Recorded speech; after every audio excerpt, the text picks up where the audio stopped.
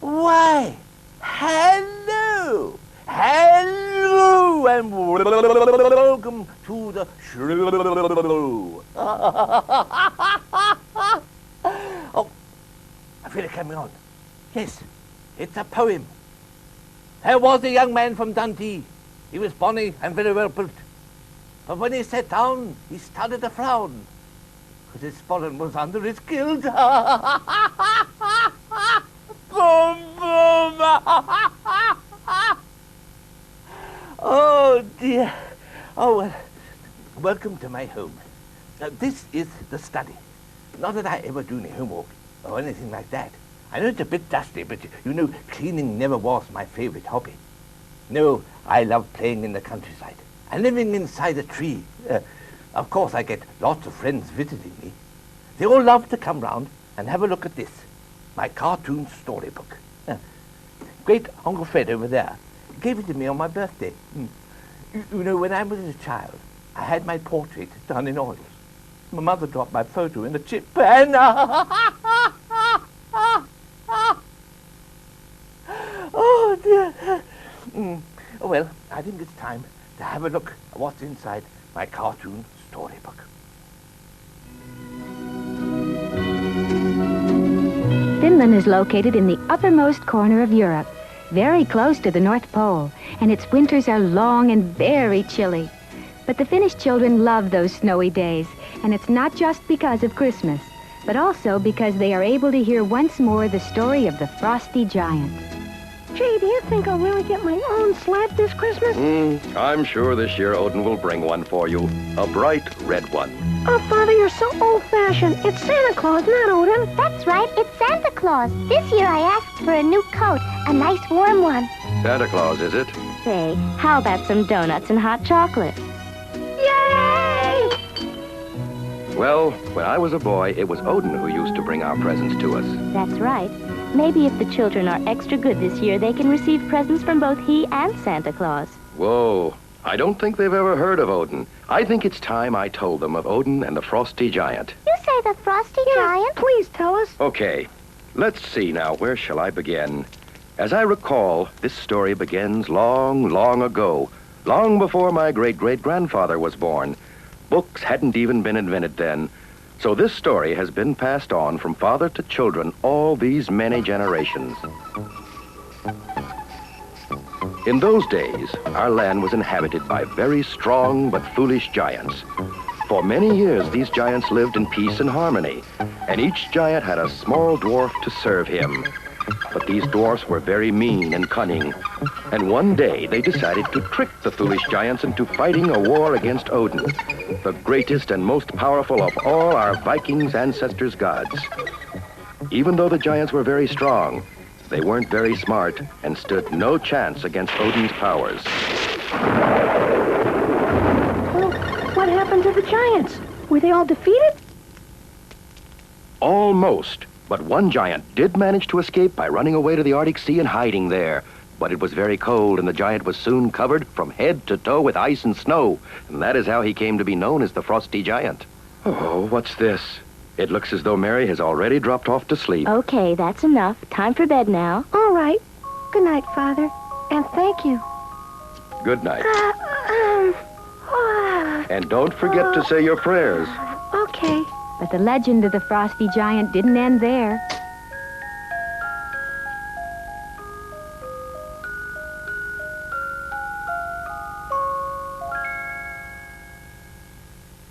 Odin decided to cast a magic spell over him so that he might sleep for 1,000 years. Odin was afraid that if the Frosty Giant was allowed to walk the land freely, the people of Finland would have been frightened and alarmed.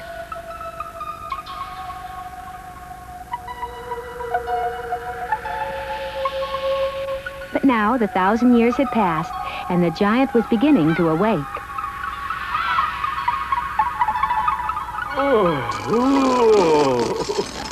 Huh?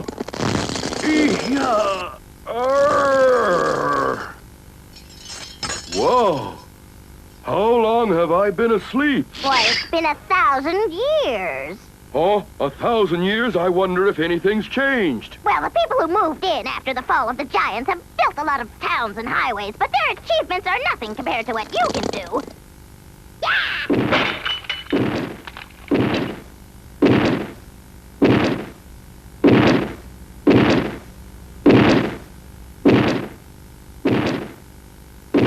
Oh, what do you call that? That's called a railroad. All sorts of funny little cars run up and down those rails making noises. I think we'd have more quiet if you just smashed it.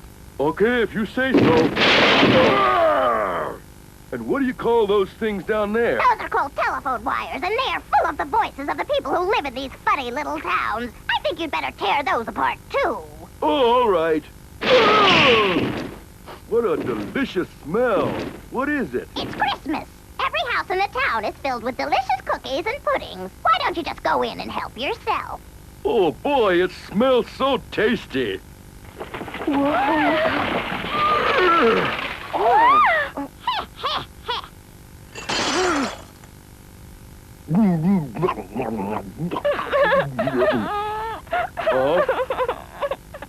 Oh, Ollie, Santa Claus brought us just what we asked for. Come on, let's try my sled. Let's go. Yippee!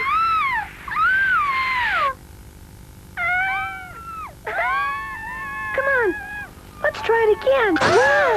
Go, hurry. Oh, my! Oh, no! Run.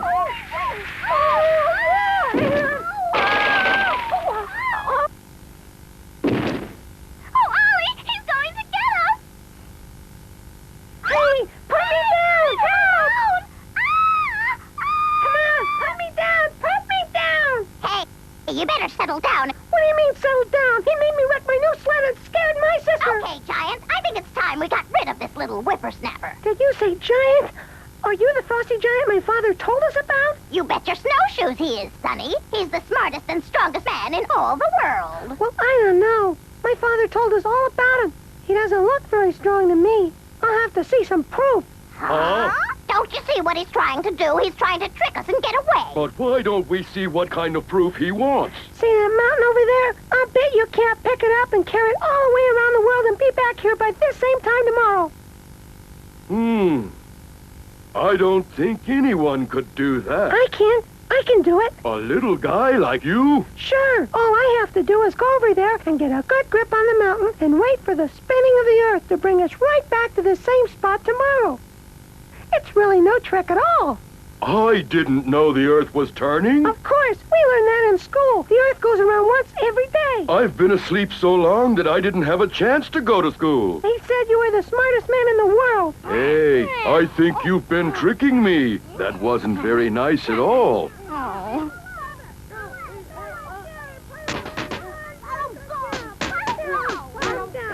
You let my brother go! Why are they throwing snowballs? Aren't they afraid? They're my friends. I don't understand. Well, that's what friends are for. To help each other no matter how bad the trouble is.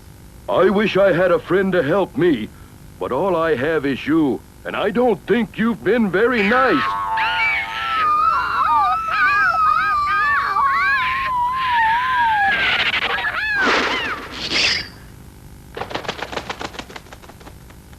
I have so many questions I want to ask you. Like what? Tell me, is it wrong to tear up railroad tracks? Of course. And telephone wires, too? Yes, that too. And to steal someone's cakes and cookies? That's the worst. You'll make all the children cry. I think those children were crying. That's all right. If you fix everything you've broken and apologize to the children, it'll be all right. Really? Is it true? I'm sure of it. All you have to do... Yeah, it's a train! The train is coming!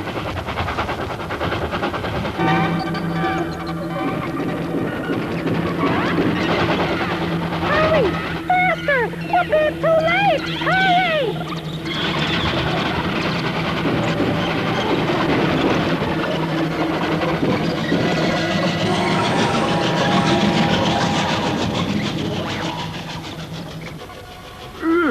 Phew. Oh, shoo.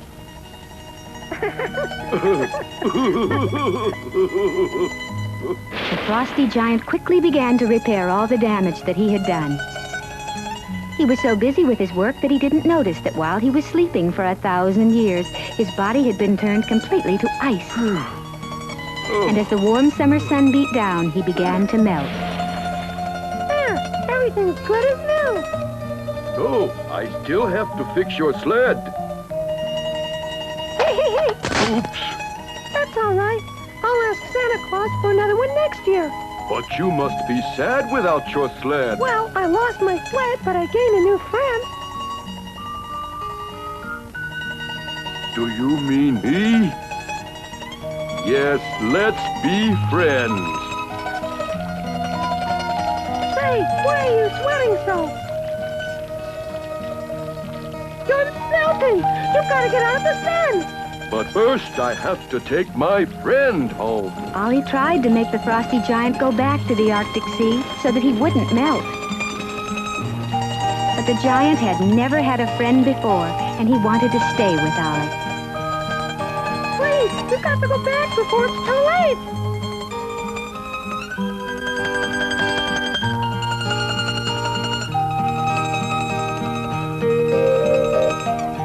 In no time at all, the frosty giant had melted completely away, leaving only a small, cool pond. I tried to make him go back. He just wouldn't listen to me. But Ollie needn't have been so sad because he gave the frosty giant one of our most precious gifts, the gift of friendship. And that is the story of the frosty giant.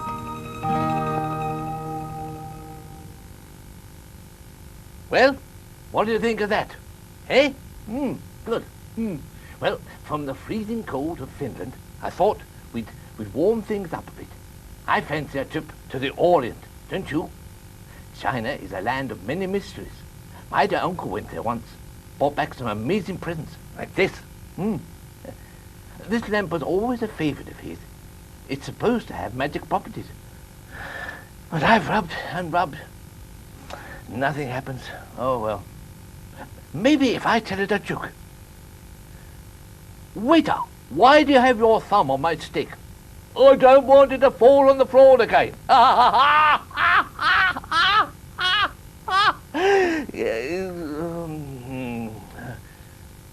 What do I have to do to get a glass of water in this place? Set yourself on fire. Hey, wait a minute. Look. Once upon a time, on a farm deep in the countryside of China, there lived a very poor old man and his wife.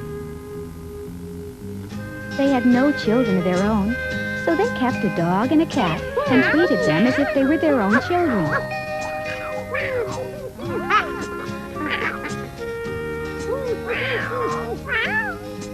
We should be home before dark. Every morning, the dog and the cat would help the old man carry his things to the field. The dog carried the radish basket, and the cat was supposed to carry their lunch. But he usually found some way to trick the dog into carrying that, too.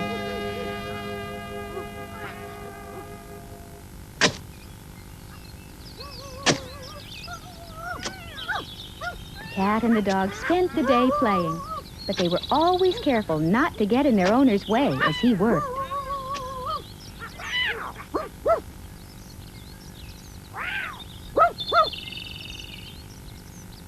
Hey, it's a garter snake. Do you think we can eat it? It looks sick. I better tell Gramps. Oh.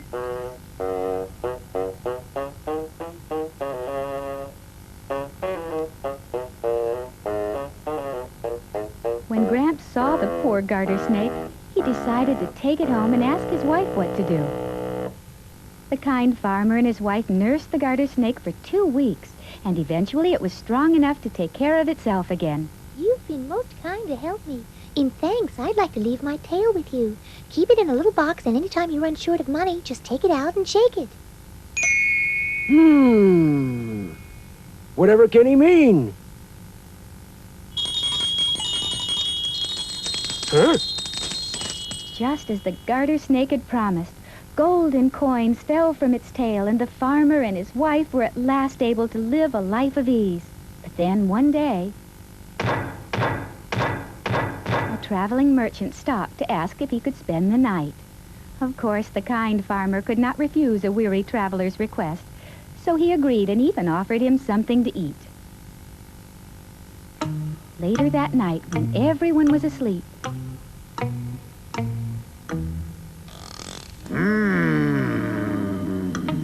the visitor silently began to search the house, for he was really a thief disguised as a merchant.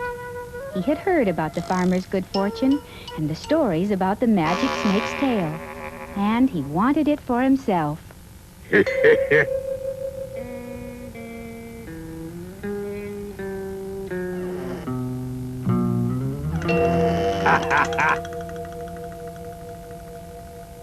Oh! The next morning, the farmer and his wife awoke to find their home ransacked and the magic snake's tail missing. Never had they been so sad. Hey, we better do something about this. We can't let that thief get away with this. Meow. But how will we ever find him now? I don't know, but just look how sad Grandma and Gramps are. We've got to at least try. Well, okay. Meow. Don't worry, Gramps. I'll find that thief and get that tail back for you. There, that's a good kitty. I knew I could count on you. And so the faithful dog and the mischievous cat began to search the land for the missing snake's tail. But after several days, there was still no sign of the thief. The cat and the dog hadn't had anything to eat, and when they tried to find food, they were rudely chased away.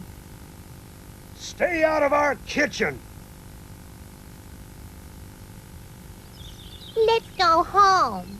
But Gramps will be so disappointed if we return without the tail. The cat and the dog asked the crow if he'd heard of anyone suddenly rich in the area. And sure enough, the crow told them of a very rich and strange man in a nearby village. Oh!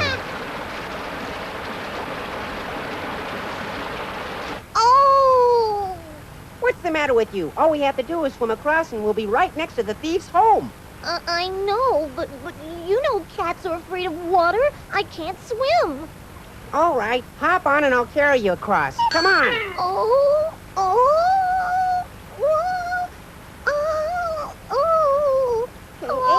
let go of my nose. Hey, sit still, will you? Hey, come on, let go.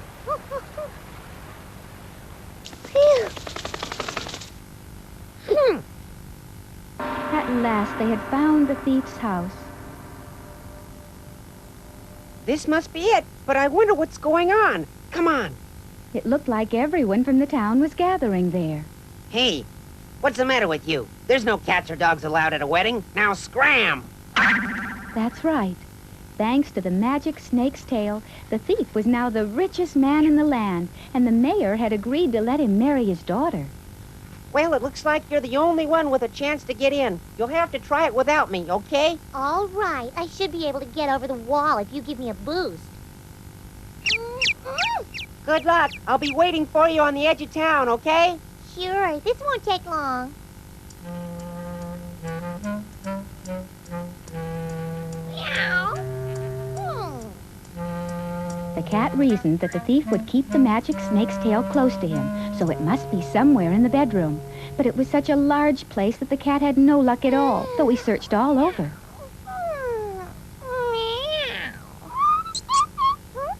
Oh, the cat's favorite food.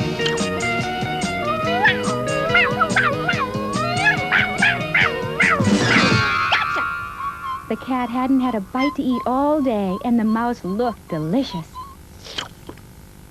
Wait. If you just spare me, I'll do anything you ask. I promise, please. Well, maybe I can let you go if you know where the master of this house has hidden the magic snake's tail. Well? I know. Come on, I'll get it for you. Oh.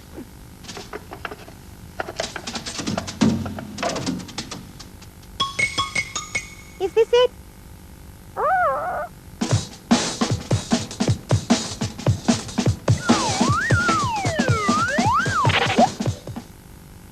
Oh no, it's the thief. Whoa!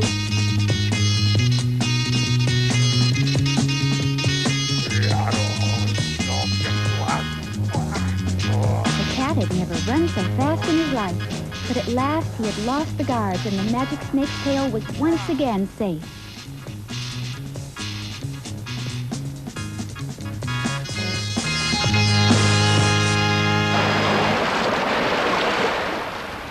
Oh, no. Do we really have to cross the river again? Someone brave enough to take back that box must be brave enough to cross a little river. That's right. I did do a pretty good job of it, didn't I? Okay, let's go. And so once more the cat hopped up on the dog's back as he bravely swam across the river. But already the cat was thinking about all the presents the old farmer would give him when he returned the magic tail.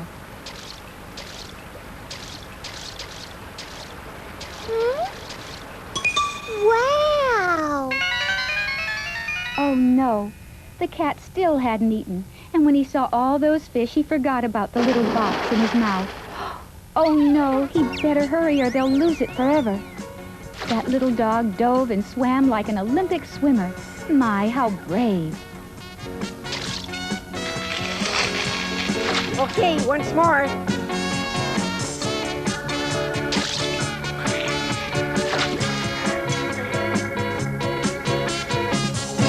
I wonder what that cat is doing while all of this is going on. Oh no.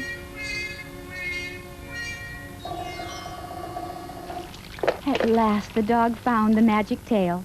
But he was so tuckered out from all that swimming, he couldn't go a step further and fell fast asleep. Oh dear, that selfish cat has taken the box, and I'll bet he plans to collect all the rewards for himself. How nasty.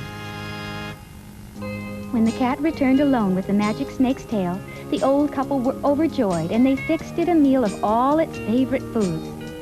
But that selfish cat didn't have one kind word to say for the dog. There. That's a good kitty.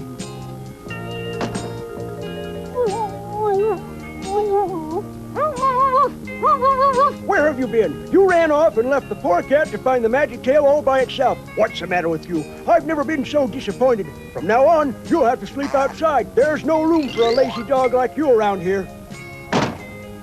Oh, that's not fair now, is it? Well, from that day on, the dog has never been able to forgive the cat for its selfishness. I'm sure you've all seen dogs chasing after cats, haven't you? Well, this story tells us one of the reasons why.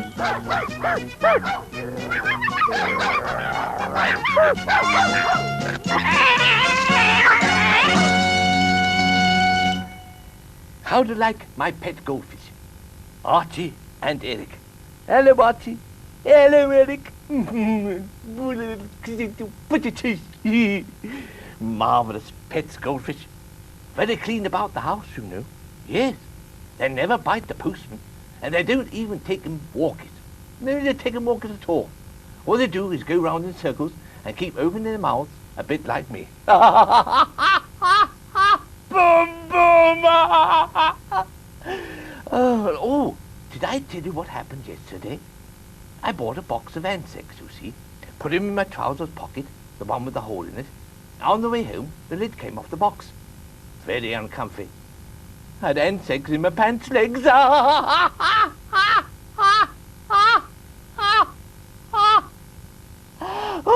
dear. Oh, dear. Oh, well. Now, for those who like swashbuckling legends, brave sword fighters, men of adventure, then the story of Don Quixote is for you. So sword to the ready, here comes Spain's funniest hero. Many, many years ago, in 16th century Spain, in an area known as La Mancha, there lay a quiet little village. And in the village, there was a large estate that belonged to a middle-aged gentleman named Alonso Quijano. Instead of taking care of his estate like most other gentlemen at the time, Alonso Quijano preferred to read books about chivalry, about knights in shining armor. And the more he read, the more he envied the knights of old. They led such exciting lives. He imagined that he was a brave knight on a fast steed riding through the land, protecting maidens in distress and slaying dragons and monsters. Sancho! Yes, sir. May I help you? Sancho, I will become a brave knight, and you my squire. We will ride through the land and uphold justice for all. He was very serious. He changed his name to Don Quixote and wore his great-grandfather's armor. He then mounted a common plow horse and named it Rosinante. And along with his faithful squire, he was ready for his first adventure as a knight.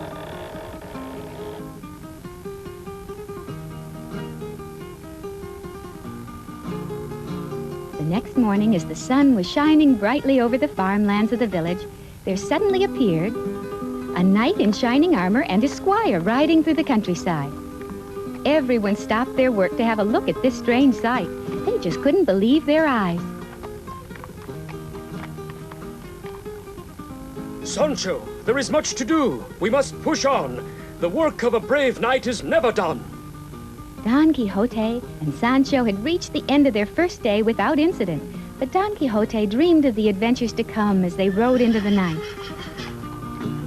The people of the village thought that Don Quixote's behavior was very peculiar.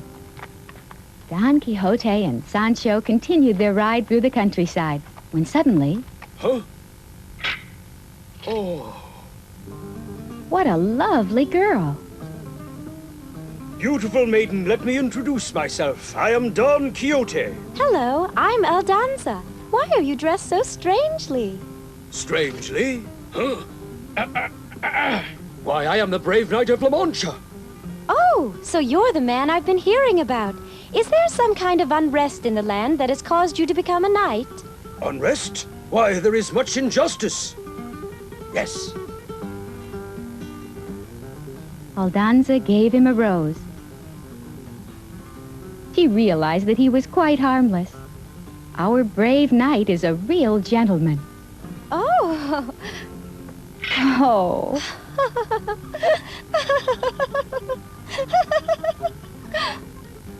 Our heroes were soon on their way. Don Quixote was overjoyed at finding a beautiful maiden to protect. As they said farewell, he decided to rename her Dulcinea. The next morning, Don Quixote and Sancho were sleeping soundly beneath a large tree when suddenly...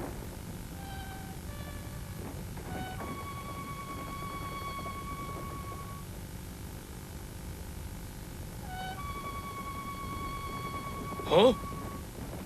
Ah, an enemy army approaching. Come, Sancho. Huh?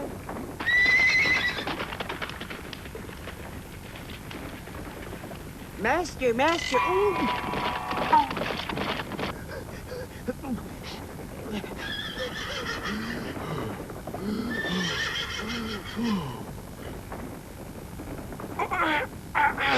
As the dust cleared, Don Quixote and Sancho could see two groups of animals galloping to the center of the field. The enemy attack! Don Quixote charged. But wait, they're only sheep. Not to Don Quixote. He imagined an enemy army, and he went into action. Where are you? Show yourselves! Come out and fight like men, you sniveling cowards! Come on! Huh? I'll run you through, you evildoers! All of you! Let's go! Come on!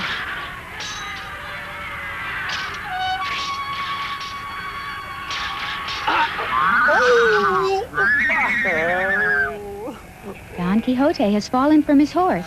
Is he all right? Huh? Come on! Keep coming! I'll take you all on, you scoundrels! Don't run! Aha!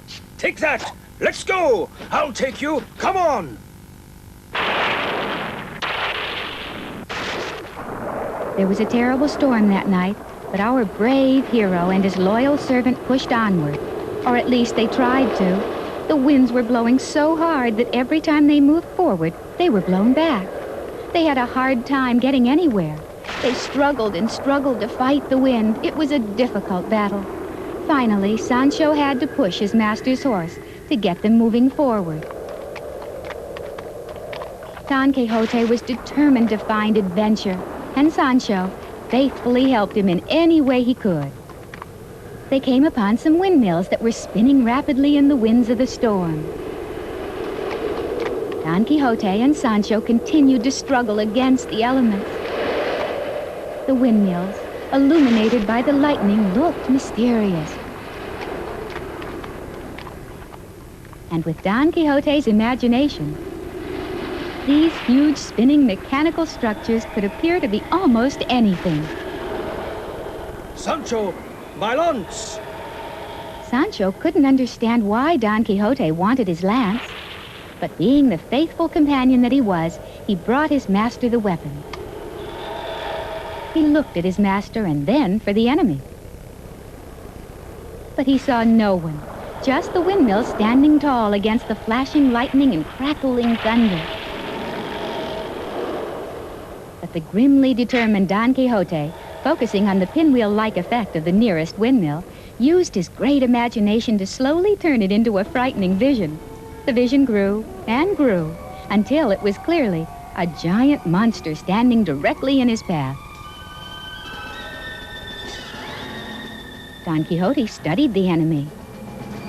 And as he looked closely at the monster, it raised its hand, and in it he saw... Dulcinea!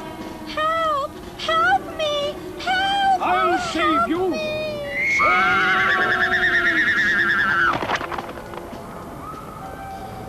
Master! Don Quixote bravely charged the windmill. But to him, that windmill was the giant monster who had captured his love, Dulcinea. Unhand her! Help! I'm coming!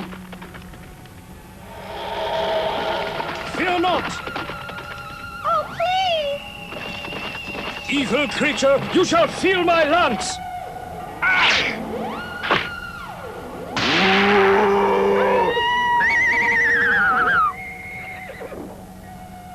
Poor Don Quixote. He had speared the sail of the windmill, and it had hurled him into the air. And so our brave knight had come to the end of another imaginary adventure. The next day, the sails of the windmills turned peacefully from a cool, steady breeze. The sky was clear, and the air was fresh and clean from the fallen rain. It was a fine day, but not for our friends. Our brave knight had suffered his first defeat, and loyal Sancho led his injured master home to nurse his wounds. Don Quixote believed that some kind of evil magic had turned that giant into a windmill. Oh! Don Quixote was weary. What happened? Huh? Oh, my Dulcinea! I'm so glad you're safe. I would fight all the giants in the land for you. Oh, Don Quixote, you'll never see the world as others do. When the townspeople laughed, Don Quixote was unconcerned. He returned to his home with Sancho and with the lovely Dulcinea by his side. He enjoyed reading to her and the local children from his book of chivalry. But what's this? And There's so something the brave wrong. knight... Don Quixote seemed shocked at what he's reading. What could be upsetting him so? Sancho! Huh? Bring my armor and prepare my mount. There is too much injustice in the land for us to rest. Onward we'll march, fighting for justice forever! And so, once again, our brave knight donned his armor and, along with his faithful squire, was ready for battle. They galloped away, determined to right the wrongs of the land. Don Quixote would not let anything stop him from fulfilling his dream of becoming a brave knight. The lesson to be learned from the unusual behavior of our brave knight is one of perseverance. And that simply means when you really want to do something very badly, never ever give up, no matter how difficult things may seem. Because if you truly believe in your dream, you can make it come true. Did you enjoy that? I did. Did you? Good. Welcome to my little neck of the woods. Actually, it's not a neck, it's a tree. Yes, it's my study. It's nice and cozy in the winter. I can have all my friends round to tea. It's my favorite time of the day. Everyone in the forest is invited, and they all usually bring a bottle of lemonade. My favorite drink. It's something that my great uncle over there used to love. Another favourite pastime of his was playing tennis. I used to play a lot of tennis once. It's a big thrill when you win a match. Then you jump over the net to shake hands. I saw a chap do that once at Wimbledon. He jumped right through the net and strained himself.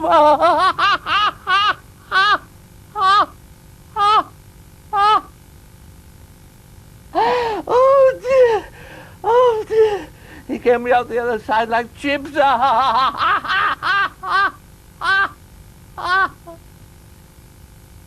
Oh dear, dear. Oh, you know, my great uncle used to get us all around this old book. It's supposed to have magic properties, you know. I've never been able to explain what happens, but well, take a look for yourself. All I've got to do is think of a country, anywhere in the world, then of a story that comes from that place.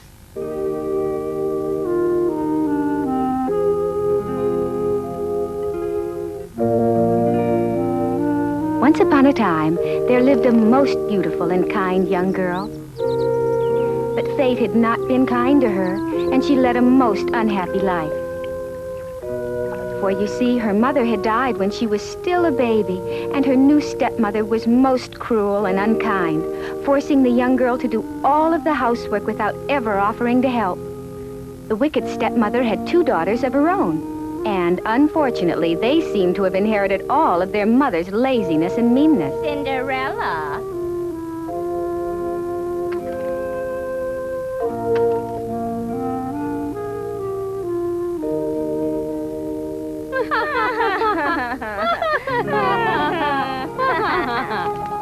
Every evening when she had finished cleaning up after her stepfamily all day, she would go into the kitchen and sit by the fireplace.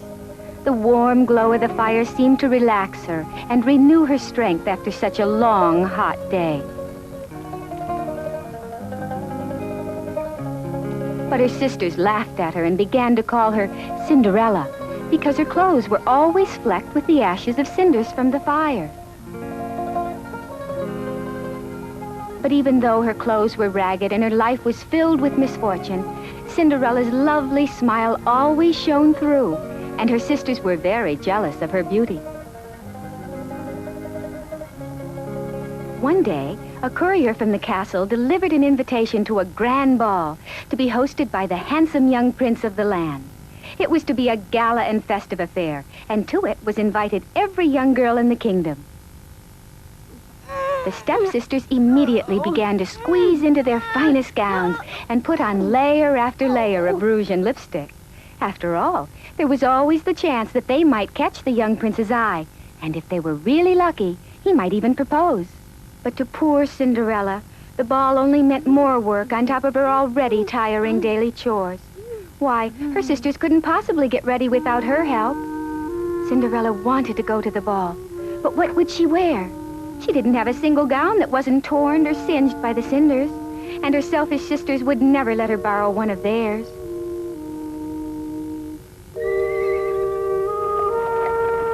The stepsisters left for the ball with not so much as a word of thanks to Cinderella for her help in getting ready. And as usual, Cinderella was left alone to clean up after them. Oh, look at that mess! How could her sisters be so cruel and inconsiderate? Just once, Cinderella wanted to dress up and go to a party, to dance and have a good time like all the other girls her age. How could her sisters be so cruel and inconsiderate?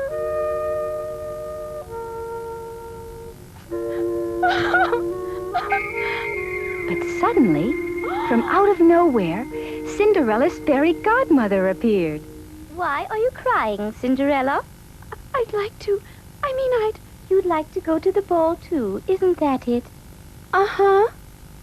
Well, then, dry your tears. I think I may be able to do something about that, dear.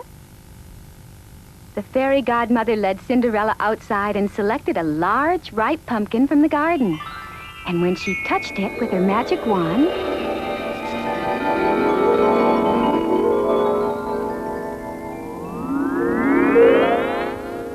why, it's a carriage. Next, the fairy godmother opened the mousetrap, and one by one... There's one. There's 2. There's 3. There's 4. There's 5. And here's 6. And this plump little fellow would make a perfect coachman for you, my dear. There you go. Oh? And now it's your turn, Cinderella. Are you ready? Uh-huh. For Cinderella, a gown of silk and velvet. Oh! Oh! Oh!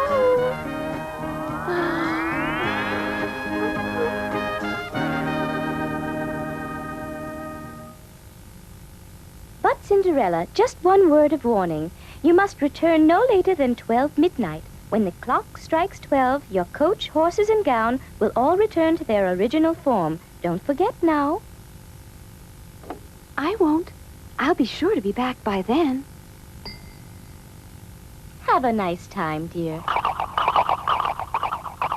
And so it was that Cinderella set off for the ball, escorted handsomely by her mouse coachman and pumpkin carriage, and wearing a beautiful silken gown and sparkling glass slippers.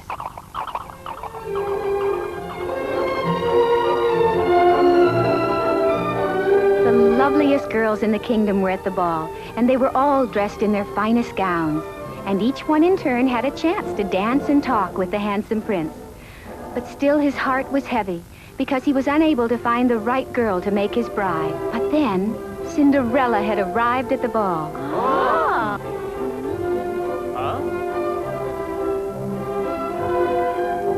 As Cinderella made her entrance, all eyes were turned in her direction. Never had the prince seen anyone so lovely. Who was she? Where had she come from? No one seemed to know.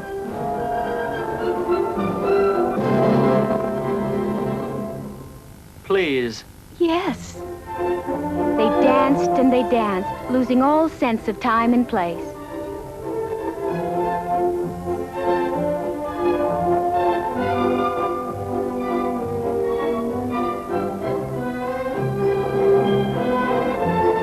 It was as if they were alone, forgetting about all the others at the ball. It seemed they would dance forever.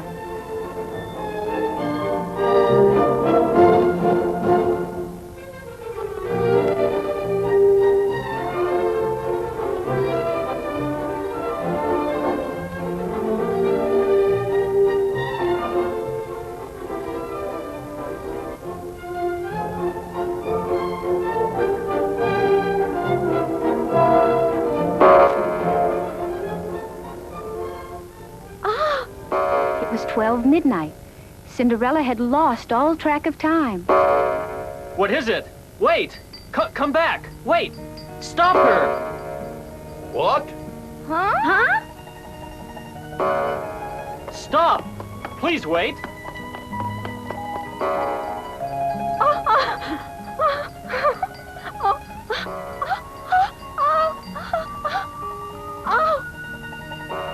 Cinderella had to get out of the castle before her gown turned once more to rags.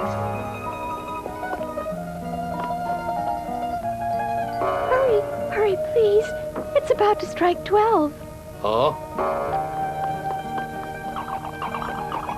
Wait! At least tell me your name. It was just as her fairy godmother had warned. As soon as the great clock in the castle tower struck for a 12th time, the pumpkin, mice, and gown all were changed back to their original forms. Only the precious glass slippers remained. It was all the prince had to remind him of her. Hear ye, hear ye! Our king hereby proclaims that his son, the prince, shall marry the first maiden, whose foot shall fit the glass slipper found at the ball. The king's men carried the glass slipper from house to house, and each girl in the land took her turn at trying to squeeze into the slipper, but to no avail. It was just too dainty for their big feet. Eventually, the slipper was brought to Cinderella's house. Look out! Finally, it was Cinderella's turn.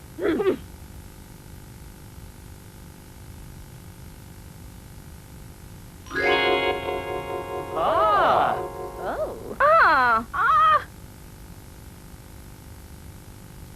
There was no doubt about it. Cinderella was the girl from the ball. Cinderella was then taken directly to the castle.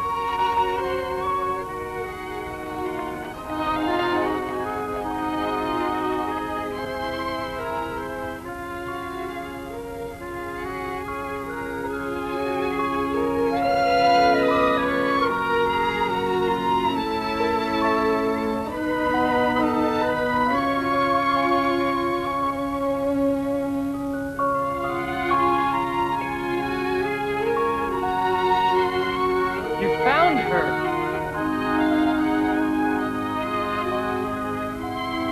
The handsome prince had at last found his true love.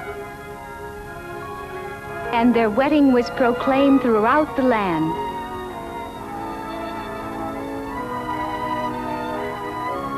Cinderella became a kind and generous princess, and they lived happily ever after. Did you enjoy that? Did you? Oh, good. Oh, did you enjoy it too? Oh, good. Oh, marvelous. Well, all good things come to an end. But there are a lot more cartoon stories. Oh, it's coming. It's a poem. Yes, it's a poem.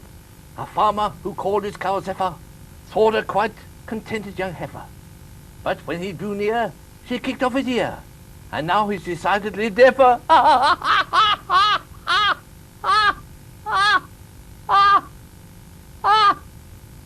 Boom, boom. Yeah. Laugh, you fools. Laugh. Goodbye.